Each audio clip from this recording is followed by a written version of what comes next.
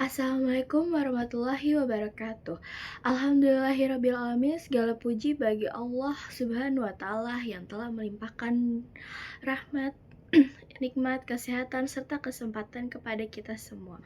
Pada hari ini, kita dapat berkumpul dalam keadaan sehat walafiat tanpa kekurangan sesuatu apapun.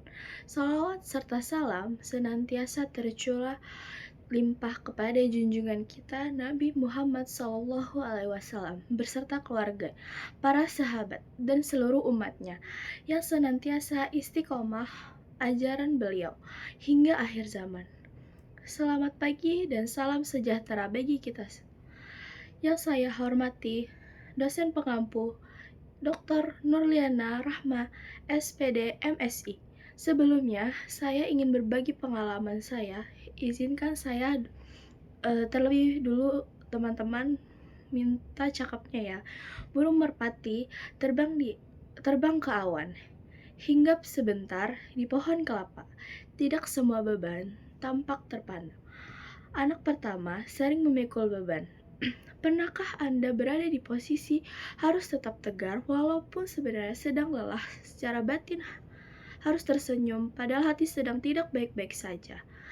Saat saya pernah merasakan, bukan karena saya ingin, tetapi saya adalah anak pertama di balik peran yang telah terlihat kuat.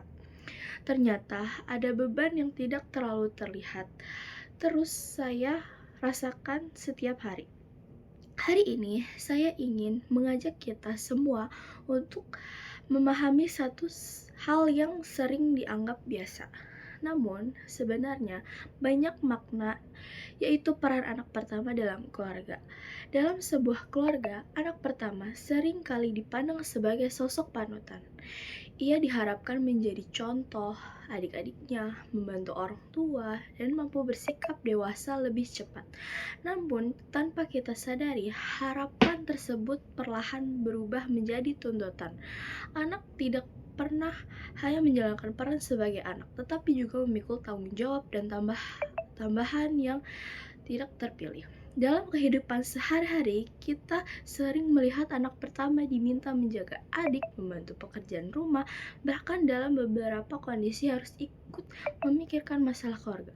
Ketika konflik terjadi, ia diminta mengalah. Ketika ada masalah, ia diharapkan mengerti terlebih dahulu.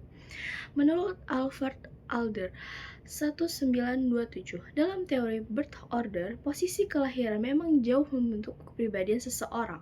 Adler menjelaskan bahwa anak pertama cenderung memiliki sifat bertanggung jawab, mandiri, disiplin, serta memiliki dorongan yang tinggi untuk memenuhi harapan orang tua. Karena menjadi anak pertama, mereka sering memperoleh ekspresi yang lebih besar dibandingkan saudara-saudaranya.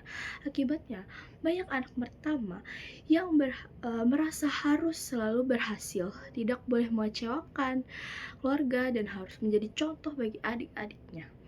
Hal ini mungkin terlihat kecil, namun jika terjadi terus-menerus, beban tersebut akan menumpuk menjadi tekanan yang tidak ringan. Hadirin sekalian, peran anak pertama ibarat fondasi dalam sebuah bangunan. Ia harus kuat karena menjadi penopang bagi yang lain. Tetapi jika fondasi terus-menerus menahan beban tanpa perhatian, tanpa dukungan, maka sesuatu itu juga bisa retak. Menurut World Health Organization atau WHO, tahun 2022, sekitar 1 dari 8 orang hidup dengan gangguan kesehatan mental. Artinya sekitar 970 mengalami gangguan depresi, kesehatan mental, dan lain-lain yang memerlukan bantuan profesional. Begitu pula dengan anak pertama, ia terlihat kuat tetapi bukan terlihat baik-baik saja, berarti tidak membutuhkan dukungan.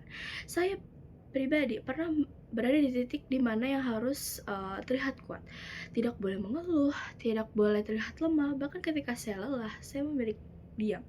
Ketika saya merasa tertekan, saya tetap tersenyum, bukan karena saya tidak ingin berbagi, tapi karena saya merasa bahwa harus kuat untuk orang lain. Bukan hanya saya merasakan hal ini, banyak anak di luar sana yang mengalami hal serupa, namun memilih untuk diam. Hadirin yang saya hormati, tekanan yang terus-menerus ini dapat berdampak pada kesehatan mental. Rasanya lelah, stres, bahkan perasaan tertekan bisa muncul jika seseorang terus memikul beban tanpa ruang untuk berbagi. Selain itu, Indonesia National Mental Health Survey tahun 2022 menemukan bahwa sekitar 34,9% remaja Indonesia mengalami masalah kesehatan mental dalam 12 bulan terakhir, dan sekitar 5,5% atau sekitar 2,45 juta remaja mengalami gangguan mental yang memerlukan bantuan profesional. Oleh karena itu, pentingnya bagi kita untuk menyadari bahwa anak pertama itu pertama itu juga manusia. Ia memiliki batasan, memiliki perasaan, ia juga membutuhkan dukungan. Saudari-saudari yang saya hormati, melalui kesempatan ini saya ingin mengajak kita untuk lebih peka terhadap orang-orang di sekitar kita, khususnya dalam keluarga.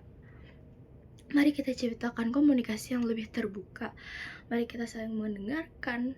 Mari kita saling belajar untuk berbagi peran secara adil, karena keluarga seharusnya menjadi tempat untuk saling menguatkan, bukan tempat di mana seseorang harus menanggung semuanya sendirian. Dan izinkan saya untuk menutup di akhir sharing saya ini dengan satu kalimat sederhana. Beban yang tidak terlihat tetapi nyata, dan setiap anak pertama berhak untuk didengarkan. Terima kasih. Wassalamualaikum warahmatullahi wabarakatuh.